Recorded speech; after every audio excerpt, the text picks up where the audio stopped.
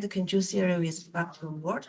So I want to share with the audience the two relevant sort of like industry-related event analysis, like power grid dynamics, and then the control design of inverter-based resources, IVR.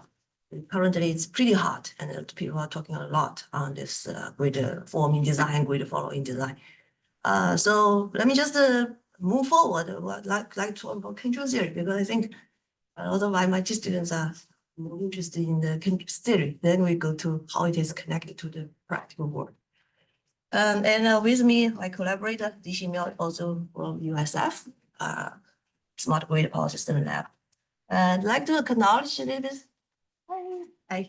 the funding resources like US DOE, Solar Technologies Office, and that is our recent project for the stability prediction for IPR penetrated grids enabled by digital chip.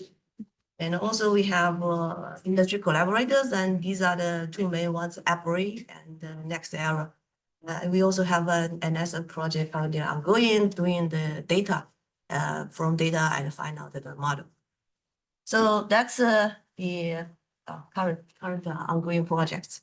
So today the outline is sort of like this way, and I think I consulted Maria, and she has no disagreement, so it seems like this is okay. No, I'm not going to say anything. That'll be nice. Yeah. So the first part, just want to say the beauty of Laplace transform, but of course we are talking about Laplace, Fourier, and Heaviside. So these three guys, I think I really could it's pretty fascinating for me to really looking at the stuff. And I think a recent IEEE spectrum article is on, I think, Alan Turing. And his notes, handwritten notes is on Laplace transform. I think some people like just put his photo. That's amazing.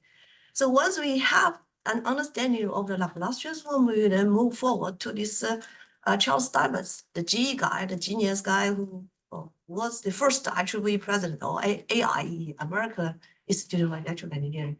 So he did a lot of things like AC circuit analysis, but one of particular interesting stuff is called induction machine circuit. And this circuit is super simple that if you look at every textbook has it, but it is really fascinating to think about this circuit. So from Charles Steinmetz and to today, I think it's 100 years apart, we sort of like elevate this circuit to be a dynamic circuit.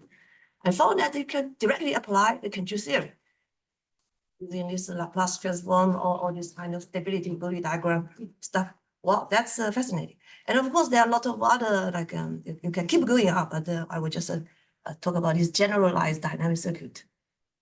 So with that, then we can directly move to the SSR, like a subsynchronous resonance, because it is associated with this induction machine circuit. And we can find that it can be used to explain the real world dynamics that Texas have seen. I think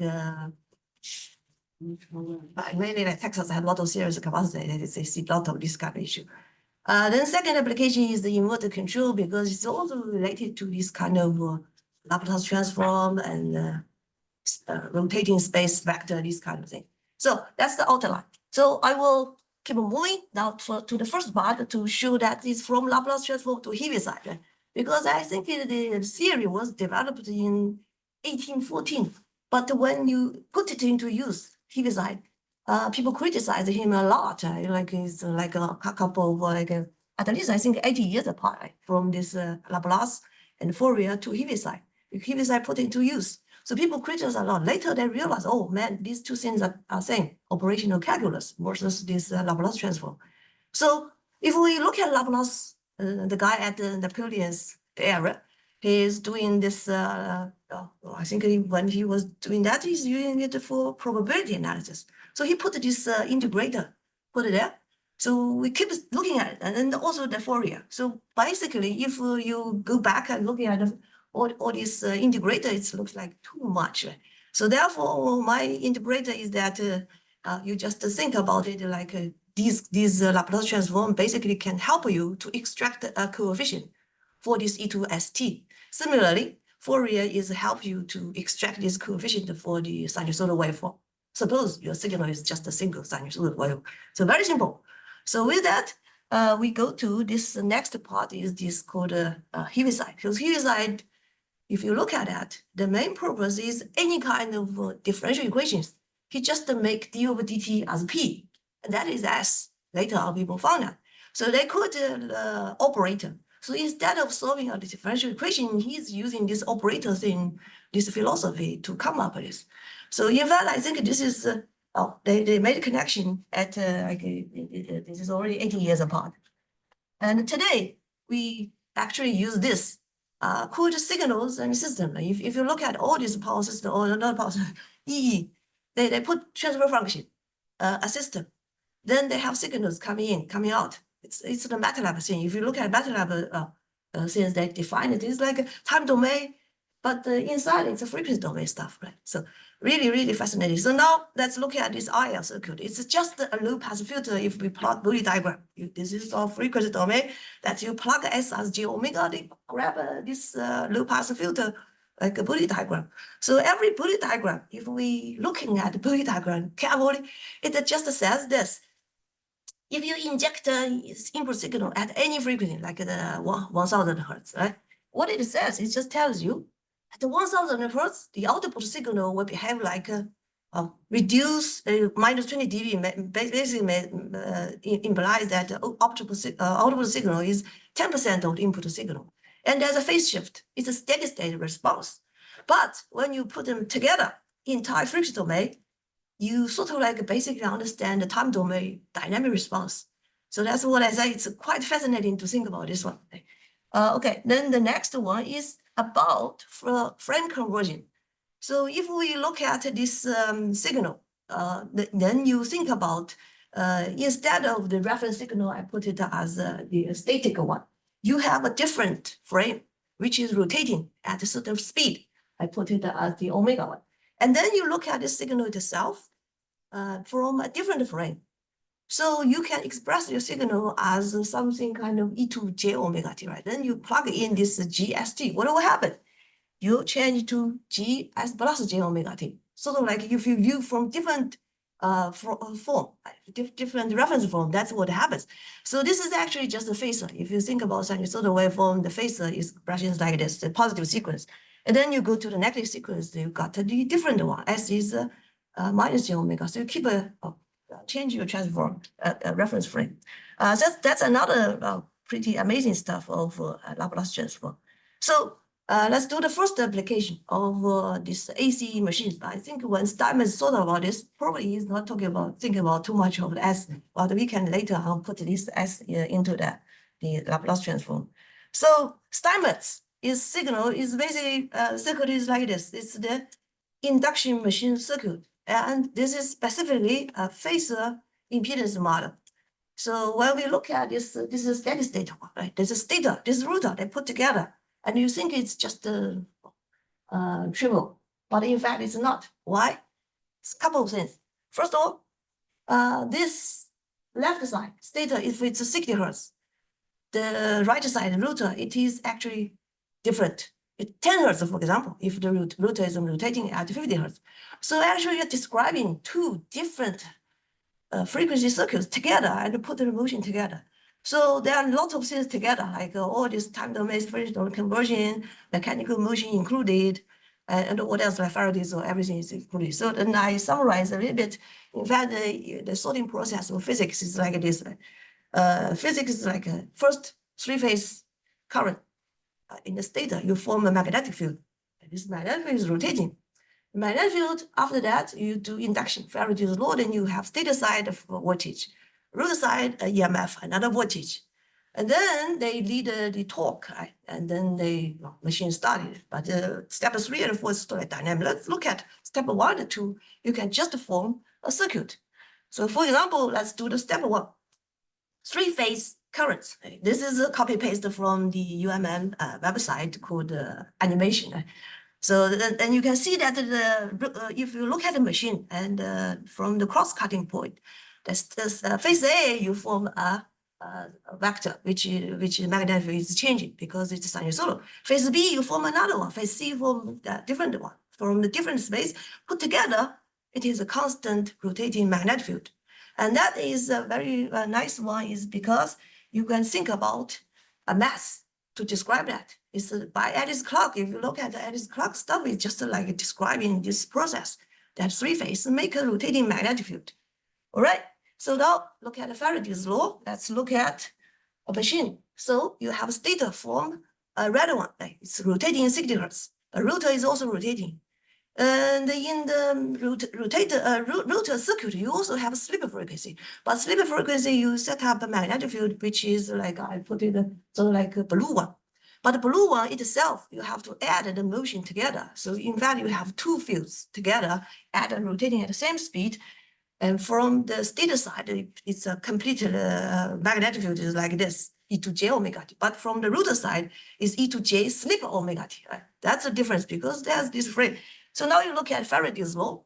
The Faraday's law have two different frequency voltages induced, right? If you look at it, that's quite difficult to put them together. But if we just look at the magnitudes or just look at phases, forget about E to J stuff, that is a transform. So look at stator side, rotor side. If you just look at phases, there's a transformer, and you can just put the ratio and put the transformer circuit together.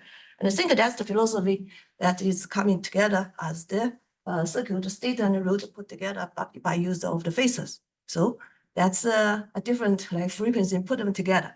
So that is the 100 years ago, maybe 1900s that Steinmetz put this together. So now if we look at together carefully, how can you lift it to a dynamic circuit? Because it's a steady state. It just talk about j omega s. But we just said in the Laplace transform, any Boolean diagram, S can be replaced by j omega. J omega is just a special realization of S. So why don't we just return j omega s, right, as the Laplace or operator? So in that case, we can just replace two inductor or two reactants to become dynamic circuit. The only thing is related to slip. Right? So if you look at the slip is written like this: 1 minus omega m divided by omega s, which is the speed divided by the injected frequency. And if you want to put it back to S, you have to do the J stuff. Right? So you put J there, then it becomes a dynamic slip. So this is the sort of like the, you can lift it in this way, that the discovery that we did in 2012. So what if we do another look at a signal system? It's also easy to understand. For example, stator side, rotor side, connect to magnetic field. But the rotor side, the electrical stuff, you have to add the motion, e to j omega. Motion is e to j omega, so you added the motion. So looking at the individual frame, every IL circuit is just R plus LS. There's no, but it's from individual frame. If you want to put the circuit together, you have to view it from same frame, that is stator frame.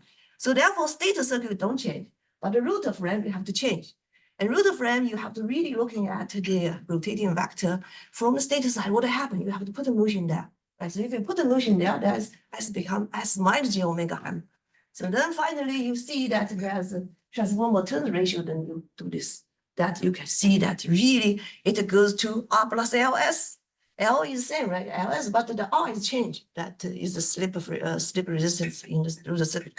So this is sort of like a re-examination of how you can get dynamic circuit of this induction machine. And it is quite useful when you go to SSR. So the next chapter, we'll go to SSR.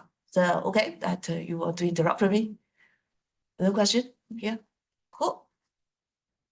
All right, so with that, let's go to the first application of why do SSRs happen in series compensating networks. SSR means subsynchronous resonance. So subsynchronous, so what is that? So first of all, in the industry, you see a lot of them. Starting from 1930s, so the first series capacitor has been applied to the transmission network, and I think Charles Concordia then wrote a paper said could be happening if you have series capacitor, it can have interact with. So Lingling, it sounds like you're talking about the blackout in Europe a couple of days ago, where they didn't know what was oscillating in. Well, that's in the annual oscillation. We'll go get there over lunch, but it's that time scale that you are talking about that matters. And if you do economics or something, optimization, you ignore all of the dynamics. So just to put it in context, because some people are coming just from steady state, right? Yeah, so like I said, this is bandwidth is like, at least you think about. So I just think for there is the diagram. question that begs itself. Uh. Why do we care about this? Yeah, yeah. Right? It is in dipole system operation has economics and reliability. Yeah. Economics make things cheap. Reliability is keep the lights on. Right? Sometimes you have to compromise a little bit. So keep the lights on means a lot of dynamics. Right? So this is two different stuff. So then keep the story going on is 1940s. In fact, the capacitor, you put a capacitor, why you put a capacitor there is that you make a line short. Or we'll talk about later. But the capacitor series capacitor has been used a lot. So in sort of like in West Coast in a mine, they see these 12 hertz oscillations because when the induction motor is trying to start up, they see this. And Charles Concordia was summoned to solve this problem. He spent days and nights and he wrote in his oral history, said, okay, I spent a lot of time to figure out this out. So then afterwards, I think he also predicted something like self-excited oscillation in long distance transmission with series couple. So there are a couple of small variations of all these oscillations, but nonetheless, it's all related to series capacitor. So one big event happened in the 1970s. Moab generator in the desert in Nevada, they had a generator shaft broken. But actually, Charles Concordia in 1930s predict that. Right? So then afterwards, I think people think there's no, this is fixed. Afterwards, people, after two events, they fixed everything. The synchronous generator works super fine. So in 2009, when the Texas started to put the type 3 generators there, wind farm, because it's power electronic, partially power electronic. So people think, oh, it's power electronic based, it's decoupled from AC grid, should have no issue, but actually something happened. That is 2009. So after 80 years, it seemed like nothing happened because it seemed like a controller can fix things. But 2023, again, so it seems like it's quite difficult to control this one if you have the grid condition changed. So we are going to talk about one of this kind, but nonstantly just showing you how this can put circuit together work.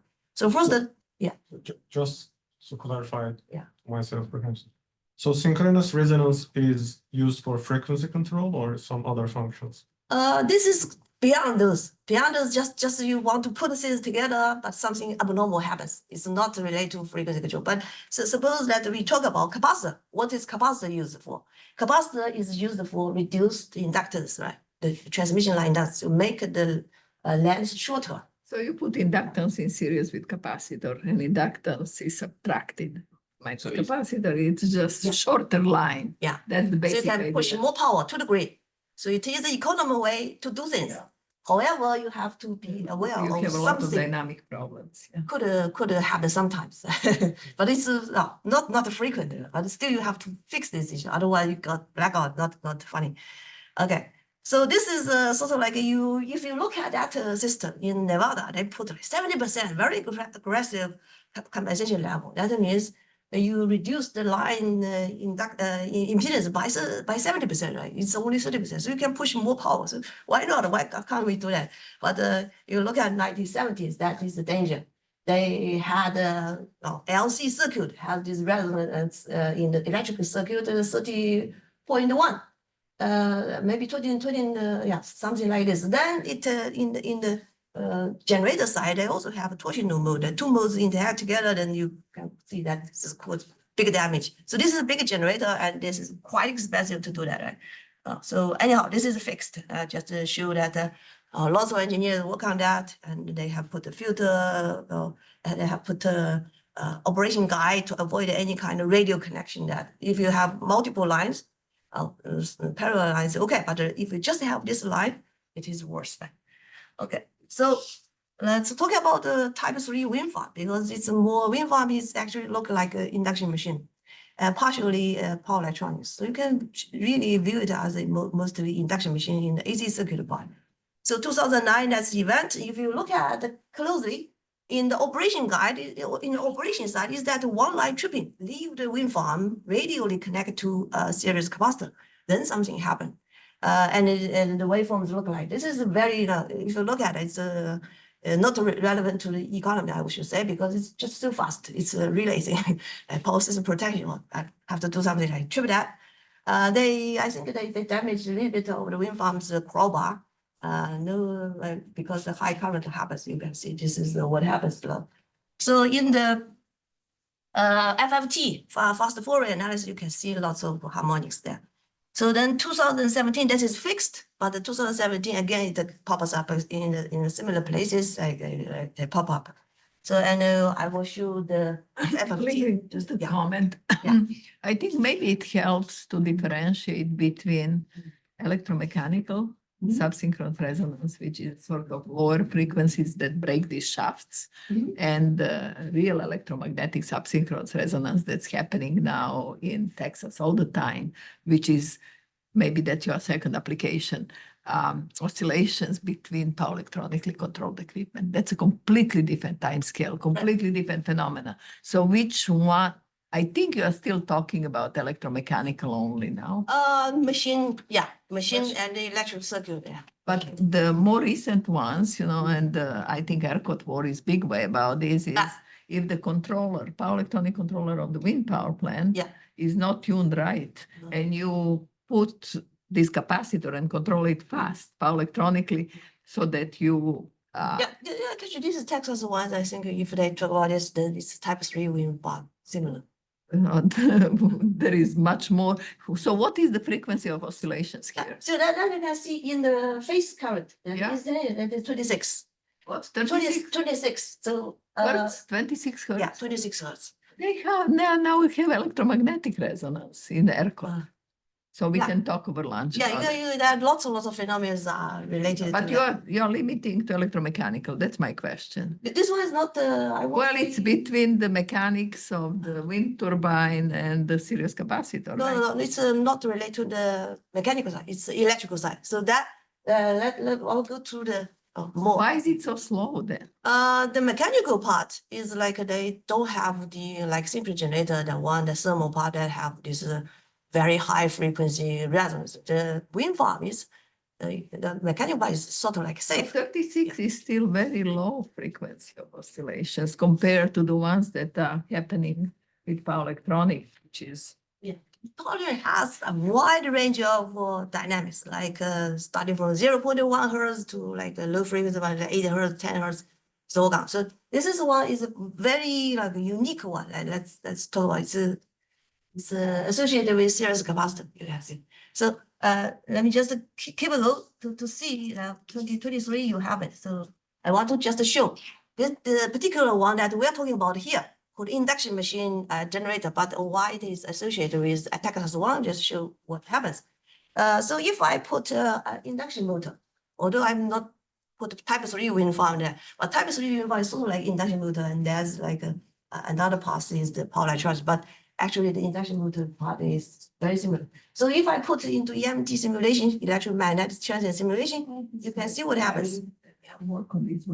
So I trigger one line, leaving the motor to the the capacitor, then the oscillation happens, about 26 hertz. So then I put a fault, single line to ground fault, and actually the oscillation line, what's left is 120 hertz. So this is sort of like what Charles Concordia observed in 1940, this one. But this one is pretty similar like the Texas one. But I'm going to do the circuit, just showing you what happens. So if you put the generalized circuit of the induction machine, and then put the IC circuit of the transmission line, you put together, now we can just start analysis. And that analysis part is pretty new, not in the Concordia part. So why?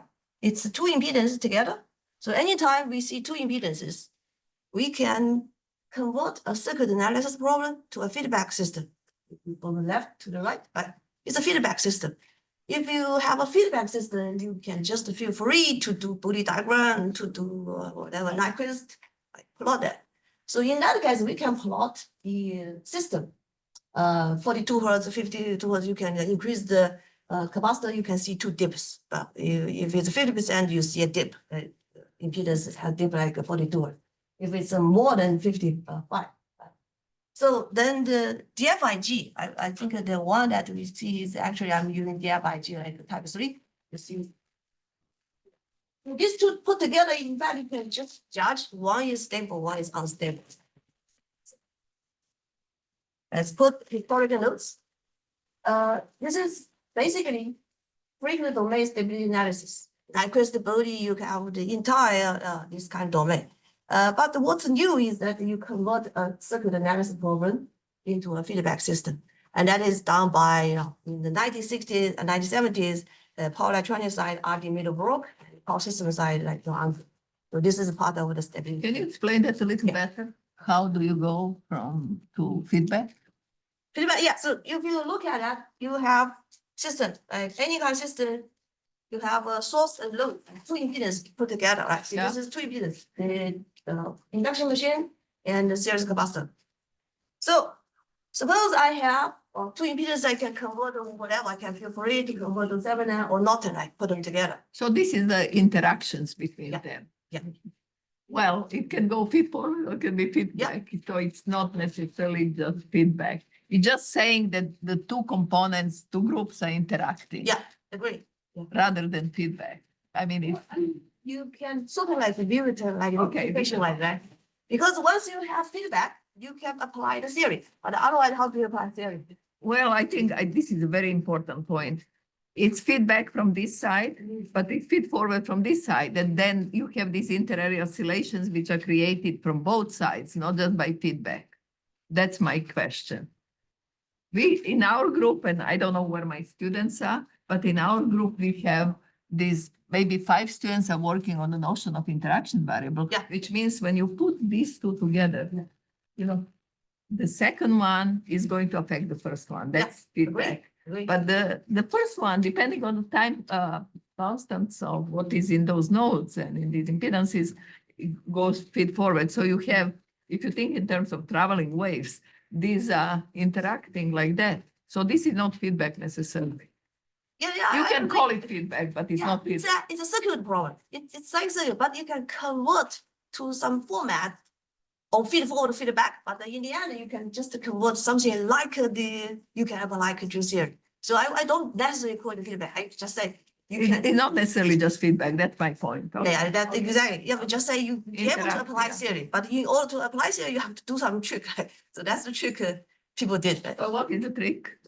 Trick is that convert the circuit problem to this one for the feedback system. And then what do you plot? Now you plot two impedances, but in theory, you should plot the loop gain of the impedance multiplied admittance, right? But you can also plot the two impedances together, and when they meet each other, look at this is actually gain, feedback gain, no, loop gain is 1. Look at whether they are 180-degree apart or not. If it's less, stable, more unstable. So that power electronic guy do this kind of thing for the impedance analysis. So what's the difference between the blue one and the green one? You Blue and green recording? is like two different series compensation level. Students are not- So just change the. Yeah, change the compensation level from 50% to 75%. Okay, it's 50%. So that is one. So then you have two different, right? So if you have more compensation, you can have higher. Oh,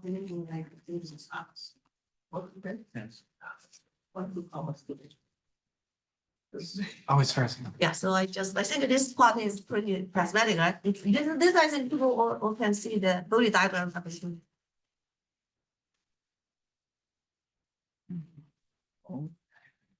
During. I do have a question maybe beyond this, Yeah. so.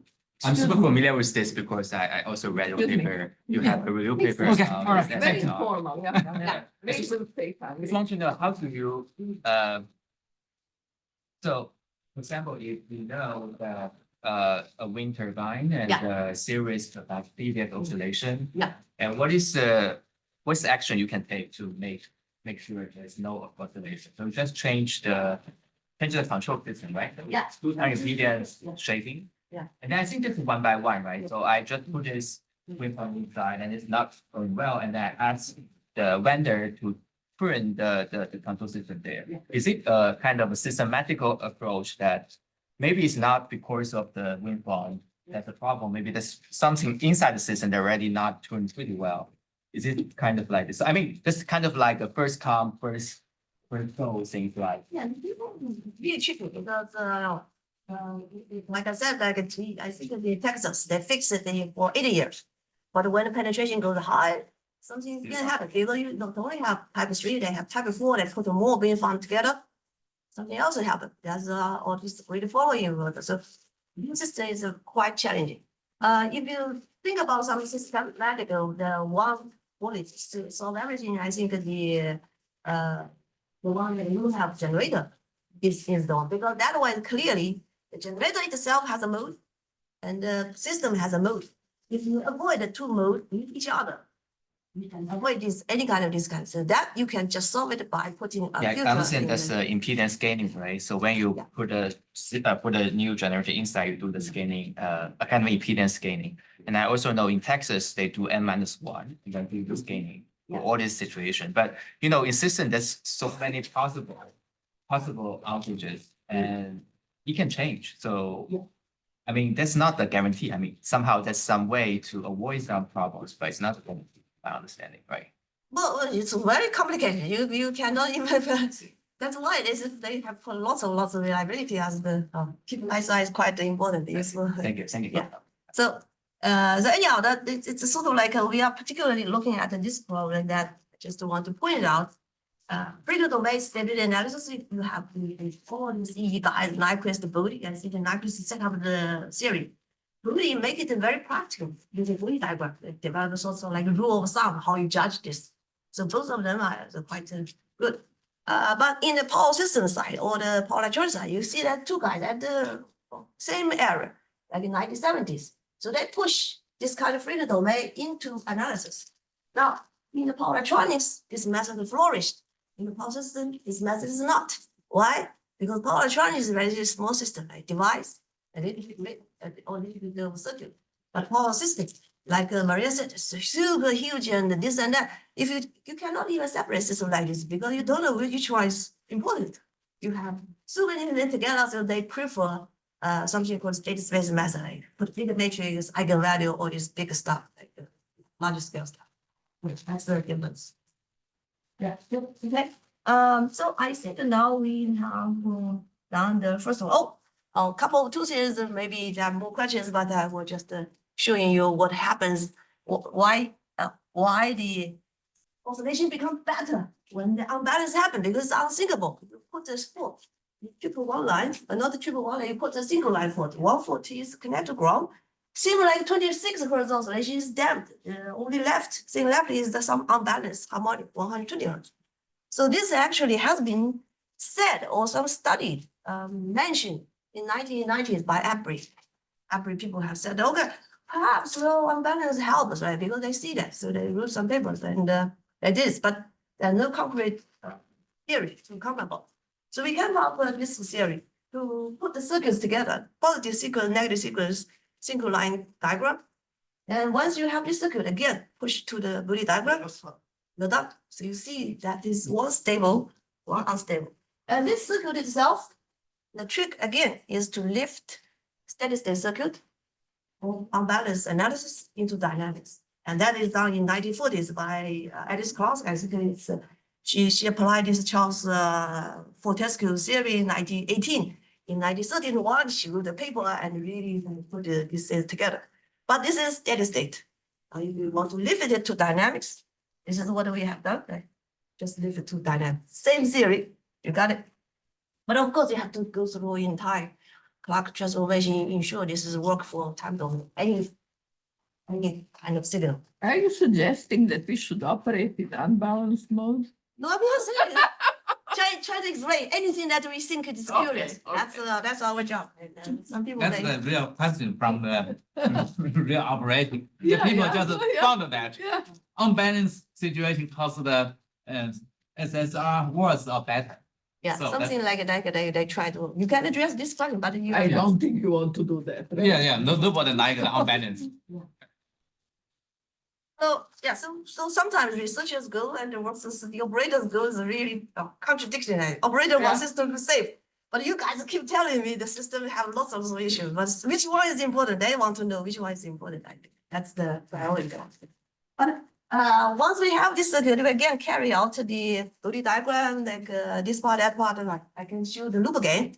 but you can clearly see, if you have balanced system, that is, actually the body diagram is not balanced from the frequency domain. The blue one, in fact, shows that it's unstable, but the red one, you show balanced, then the single line to ground case actually is stable. So this is sort of like pretty interesting, because in the body diagram, when usually for the physical system or the passive circuit, we plot 0 to infinity, positive side. But in induction machine, you really have to plot or something unbalanced. You plot it from negative, positive, and then you have big picture to look at that. So better understanding. So this we have published a letter, and I think people really like that and say, whoa, that's great. All right. So now we go to inverter part. Hopefully that is more relevant to today's inverter side of the story, because although that was type 3 wind farm related, but nowadays, because inverter go cheaper and cheaper, they start to use the 4 inverter-based wind farm. Now you just put the entire inverter there, so everything looks similar. Whether it's a solar PV, a wind farm, wind turbine, or a battery, it is all inverter connected to the grid. So the only thing that you need to focus, we like power grid guy need to focus is design the inverter to perform better. So that's how we can make an inverter. So the case I put it here is how to make an inverter as a positive sequence current source. So this is control problem, not really looking at some oscillation or system dynamic issue, but because this is our recent research, so I'm just trying to just show how it works. So that's the conventional converter design. Just called grid following converter design. So if you look at it as a converter and grid, so the current technology of all those kind of power electronic side, switching side, is they be able to make the inverter as a controllable voltage source using the PWM pulse width modulation. That's what they can do. But in the control side, you can see that is quite sophisticated one. So I wanted to just make a couple of comments. That the first of all, in the grid side, this design is based on DQ frame. Which frame? It is based on the voltage called PCC voltage. I put it here. You can see this one, PCC voltage. All right, so that is entirely based on that. And this design actually comes back from the motor design side, because motor do this field oriented design. This is actually ours is voltage design. So first of all, the synchronization is completely different from the synchronous machine. It is voltage based lock loop. You have voltage come here and generate angles. In the synchronous machine part, it is power. Then you have the angle. You think about this, the swing dynamics. Second, there's intercurrent control. Right? Why?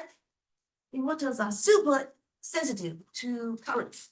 Any overcurrent, it will burn off, so they have to protect it. You have to have very tight current control, put the limit there to ensure it is not burnt. So you have to put the limit like 1.5 per unit limit. So finally, the one it's really quite interesting. They have decoupled outer power control.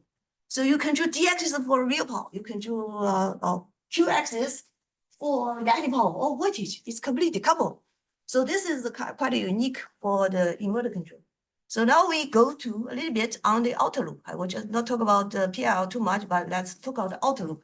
So the outer loop, if we look at that, when we looking at the system, if we can really design the inverter very well, it's actually current source, right? But we'll talk about current source later on, but first talk about outer loop. So the outer loop is called decoupled vector control. And this has come from the AC motor design 1968, actually. If you look at it, we put the space vector here. I think the rotating one is just the space vector. So the space vector can be decomposed into d-axis, q-axis. And if you look at expression, real power is associated with something called d-axis current, direct axis current.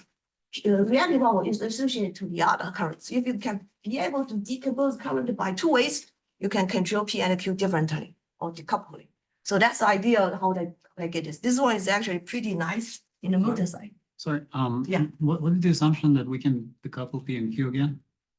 P and Q, D and Q, okay. So first you have a voltage, right? Voltage is called a PDC bus voltage or POI, point of interconnection voltage. If your current entirely aligned with the voltage, you generate only P, right? Real power. You don't generate reactive power. If it's opposite, right? If it's 90 degrees, you generate only reactive power, right? So you'll be able to decompose the current by 2 components, right? Based on the voltage. So this is the idea behind, right? That's decoupling control. So then you can make control more like approachable. You don't want to do pick together. You do one by one. Right? It's called what is divide and conquer. Right? It's the normal strategy of the control guy or the system guy. All right. So finally, I think the most important one is the current control. Current control is very, very different compared to the normal feedback control because the previous one you can still see that is feedback, right? Current control is what? It is cross-coupling feed forward. And I've never seen this before. I took like a power electronic class and then I found this. I have to think about it. So what is that? Why they do that? So in fact, this is the goal to achieve very fast current source. You can convert entire voltage source, become a current source. And then later on, nowadays, when they're trying to do the voltage source in GFM, they try and again do this kind of cross-coupling, feed-forward thing, convert the current source to a voltage source. That's a lot of tricks behind. So, but I try to emphasize the circuit part is the terminal voltage versus the PCC bus voltage. That they have put a filter between inverter itself and the interconnected bus, right? So let's take a look the equation, right? If we look at the equation, it's just IL circuit between the two voltage drop. But if you build from PL frame, you have to replace S by J omega. So therefore, when you try to design controller, this is what happens, right? So this is that you have to use this output called U. U is to take in part of the PCC bus voltage and cross-coupling voltage. So that I didn't put the equation of U together, but internally you can see it about. So the output of the PI controller is something called U, right? And that have to take part of all these feed-forward cross-coupling. So this effect to generate the current measurement follow the current order tightly. So ideally, this is basically a current source. If you can do everything nicely, you put a very high design bandwidth. On the other hand, you always have some kind of like you have to apply filter there. So it's not ideally positive current source. It's actually you have a negative sequence. Right? So current source, if it's positive, then it's good. So we want to do some experiments. You can imply everything to the EMT test bed, which is in the MATLAB SimScape. So the controller is basically the left side is the voltage source converter, right? And this side is sort of like grid. And then you have the filter, you have the sensor, and you have actuator, right? Sensor is this voltage current measurement, three-phase. And actuator is the modulation, PWM modulation. Then you put everything together into the converter control. So this will make everything work. And you can see we have put the single line to fault. It's actually I put like a single phase voltage dip in the grid. And what happens? Yeah, I'm just looking at this part, the relay part, the current part, just showing you that it has the negative sequence current. It's not ideally positive sequence current. That's what I try to say because it put a lot of filter there. Now, how do you make this go away? Because that begs you that you not only just design a positive sequence one, but you also go to the negative sequence one to develop again. So previously we changed S is like a J omega. Now this time we have to change it to be S minus J omega because it's rotating negatively when you're looking at negative sequence, rotating the other way. So this way you have to entirely change your equation when you do feed forward. Feed forward is okay, cross coupling will be different. So if you put them together, the positive sequence, the negative sequence, the change is just here, negative. Right? So that's how you can put this in together to do the control. So the effect is that I put two zeros there to demonstrate the effect that you can see the previously you have very large negative sequence current. Now it's tightly controlled. So that is in 50 milliseconds, 3 cycles, you'll be able to control it nicely. I put like about 150 hertz as the bandwidth. So this is the second part of the control. So like positive negative sequence control. So this is, I think, Sorry, can I have a question for Yeah. the previous one? So, can you go back to the previous slide about your control? Of course, I'm a little bit confused because, in general, you are doing DQ control, right? You are changing everything in DQ. Yeah. So the basic assumption in DQ is that there's a three-phase balance. Yeah. And then all the inductors or the capacitors, they are three-phase balance. Yeah. So to me, it's kind of no way to have these negative sequences. And then I'm just curious why there would be some negative. Yeah, so the system topology is balanced, but you can put the voltage drop. in the- So it's an imbalance kind of growth, I think. Really has some unbalanced fault. So your objective is that we design a good control system. Yeah. So even to kind of to make sure we are going to have a really minimal kind of negative sequence. Yeah, the controls, actually, the definition for the grid is different. You'll be able to control the negative sequence. That's the first ability. Second, your negative sequence current should That's have some jupiter, some kind more particulars. But the first step is that you'll be able to control that. If you want to be able to control, you have to first do some exercise, be able to extract that, design circuit, something like that. Is there some trade-off between like you want to optimize your performance for the positive sequences and also you want to optimize for your negative sequence? Is that trade-off or is just you can get both better? based on the design? Yeah, some people think that when you do a lot of this kind of more sophisticated thing, then you are compromise your circuit and make it more second. You probably cannot get the maximum power out of something like this. You have to reserve see. a couple like. I see. So this is more like the I see. power electronic, you have to go large. You don't like that, it's expensive. But for us, it's trying to show that this is controllable, that you can do that. So, yeah, so that is the last part of control, the remarks that I'm trying to share today. First of all, control theory is super powerful. So today I still trying to understand this body diagram, why everything is steady state, you can completely go to dynamic. Very, very powerful. The second thing is when we try to apply to all these things, we want to convert things to be LTR that have to use lots of technique in the domain, like space vector, frame conversion, circuit analysis to feedback. So then you can apply this theory. So I just found that EMT is very, very powerful because when I was student, I also I read I used the Professor Chu's like software to do all this analysis. This is phasor-based. So it's one abstraction about EMT. You have to think about take out the envelope of EMT. Think about this. But EMT is very straightforward to make sure that you can capture lots of electromagnetic dynamics. So that's sort of like a new thing compared to when I was student. So when I see this EMT, I think, wow, this is super easy to use because it's all free. Like you just put like a video game, you can just put the generators there and put it. It's not like a programming one. It's all free.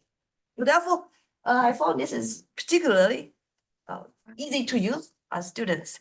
Then regarding the resources, when I was student, I never read those. But when I started to work with industry, I found a lot of industry, they publish paper in SIGRI. Inverter design, HVDC design, they publish a lot in SIGRI. SIGRI is sort of like a very industry oriented. And then in US, these three organizations, I think it's they publish lots of documents. You can take a look for reliability guide. I took a for economy, I don't know because they never talk about algorithms. But for reliability, they just give you these are the problems that we want to solve. So, thank you.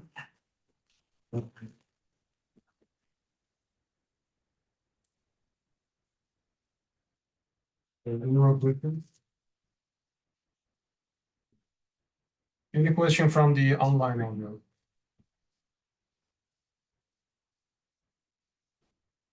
Okay, we can continue our talk after with Professor Fan and so let's thank you. Thank you.